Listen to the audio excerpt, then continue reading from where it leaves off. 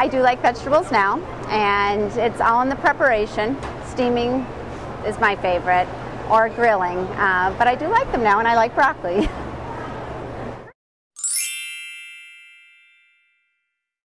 So when I was growing up, all we ate was meat and potatoes. We didn't really do a lot of vegetables. If we did, they were from a can, and I hated them. And then I went to school. I actually went to Ithaca College, and I started experimenting with all these vegetables, like Brussels sprouts and broccoli, stuff I never even experienced when I was growing up, and I absolutely loved them. And the more research I did, and the more I learned about things, I ended up becoming a vegetarian recently, and now I love veggies. I experiment with them all the time.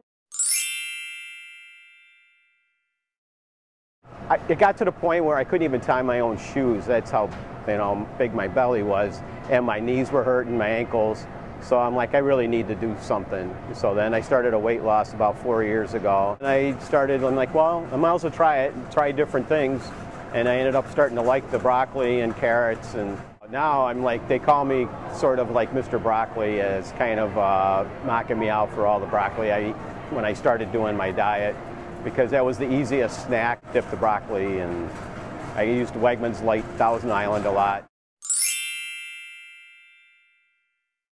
I shop in the produce department a lot more frequently, and then that helps me out a lot to be setting a good example for my daughter that I have. She's 2. We always have vegetables on the table, and she sees Mom and Dad do it. So hopefully she won't have to pull tricks on Mom when she gets older and thinks of those crafty things like I did when I was little, and she'll just eat them all herself without hiding anything. So I'm not a big fan of cooked green beans.